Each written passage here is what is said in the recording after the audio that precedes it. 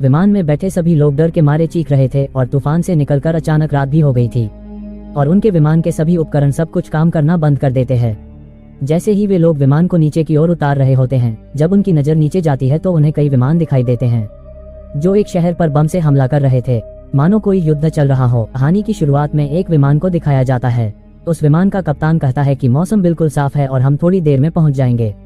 सब कुछ बिल्कुल ठीक चल रहा था, लेकिन अचानक विमान के सभी उपकरण खराब होने लगते हैं। फिर कप्तान कंट्रोल रूम से बात करता है, लेकिन वे उसे बताते हैं कि विमान में कुछ भी खराबी नहीं है।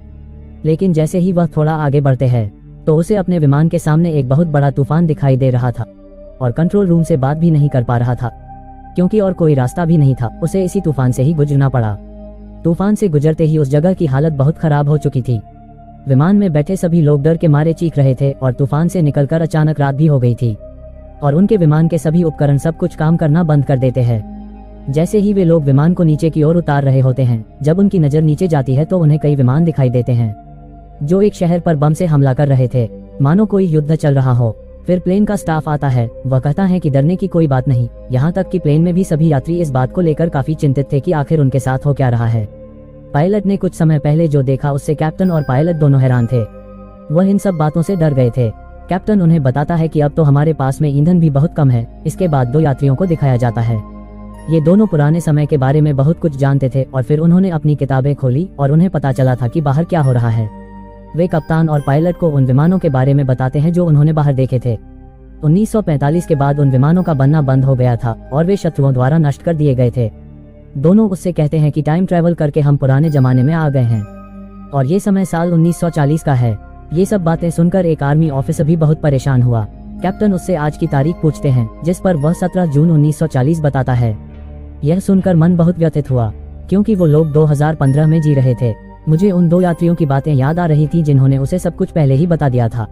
अब वह उन दोनों आदमियों को फिर से बुलाता है ताकि ये लोग उस आर्मी ऑफिसर से बात कर सके जिससे इनकी बात हुई थी। वह अब अपनी इतिहास की किताबों की जांच करता है और उस आर्मी ऑफिसर को बताता है कि एक बहुत बड़ा जहाज डूबने वाला है।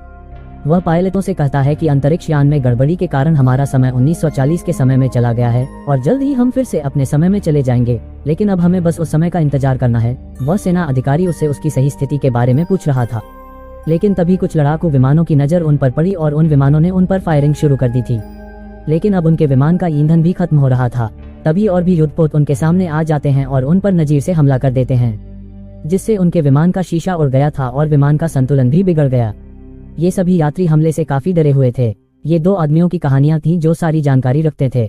वे कहते हैं कि हम विमान का संतुलन बहाल करने के लिए एक आदमी से पैराशूट लेते हैं, जिससे वे यंत्र राडार को बांधकर सेना के जवानों को भेजते हैं। सेना के जवानों ने उसे देखा था।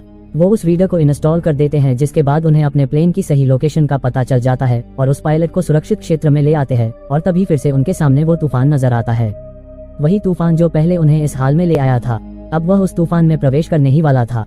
सब बहुत परेशान थे। ये लोग अब उस तूफान से गुजरकर फिर से वर्तमान में आ गए थे, यानी 1940 से निकलकर 2015 में आ गए। दोनों पायलटों ने इमरजेंसी लैंडिंग की। सभी यात्री सुरक्षित थे और अब हर कोई चैन की सांस ले रहे थे।